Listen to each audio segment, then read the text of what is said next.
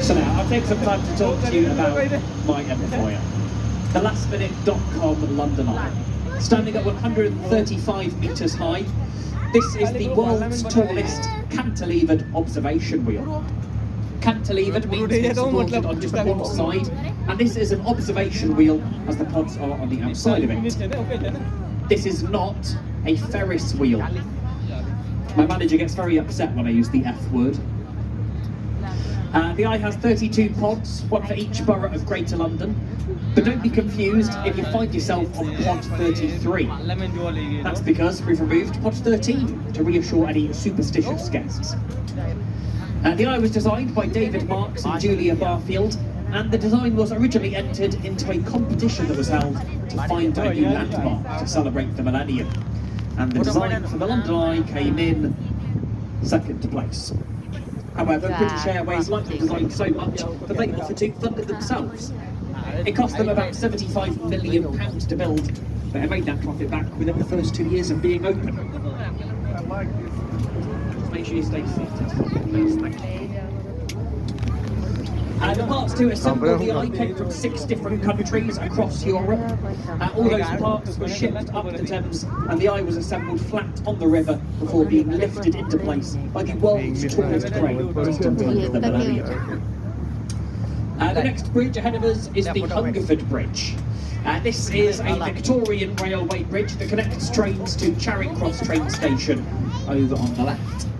There has been a train station there for about 150 years. The building above it is much newer. Designed in the 1980s by Terry Farrell, he wanted that building to look like a steam train coming out of a tunnel with smoke billowing around it. If you can see that, well done. I just see a big toaster. What do I know?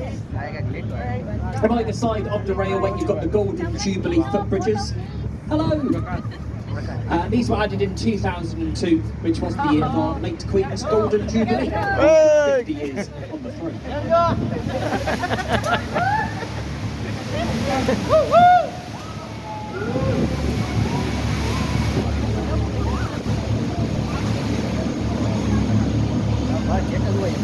Over on the left, you'll see a square-shaped building with a dark green tile roof, single flagpole in the middle. That is the world-famous Savoy Hotel. Designed by Richard Dorley-Carte to accompany his Savoy Theatre, this was London's first ever luxury hotel. Loads of famous names have stayed in there, from Charlie Chaplin and Marilyn Monroe, all the way up to Justin Bieber and Taylor Swift. The most expensive rooms at the Savoy are in the Royal Suite, and these will cost you £18,000 a night with a 3-night minimum stay. With that price, you get your own hand-stitched mattress, butler service, and your own personal therapist. So there you go. If you're spending £18,000 on a hotel room, you need a therapist. The area to our right is our South Bank. The South Bank Centre has its origins in the Festival of Britain of 1951, which was intended to be a tonic to the nation after World War II. The main building that stands from that festival is the Royal Festival Hall. Huge concert venue there.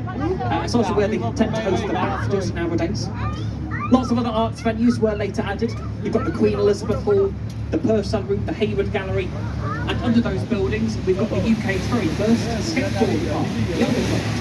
Opened in the early 1970s, and since then has claimed to be the home of British skateboarding. This building to our right with the electronic screen above it is our Royal National Theatre. Like many buildings on the South Bank, it was built in the brutalist style of architecture. King Charles once described that building as looking like a nuclear power station. I don't think he's a massive fan of brutalism. I must admit I am rather fond of it. Despite its arguably rather ugly exterior, inside it you'll find 3 beautiful theatres.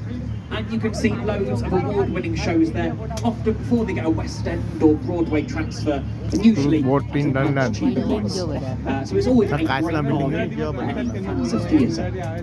London Eye. Just make sure he's sat down. I just don't want to leave him over the edge like that. It's not safe for him.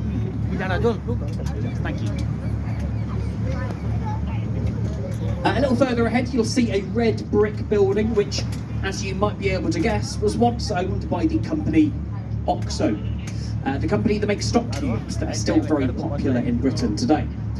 If you look at the tower atop the building, you might think it spells out the company's name, OXO. However, I have to tell you that is technically not true. In the 1930s, when the tower was built, skyline advertising was illegal, and Oxo were taken to court for building the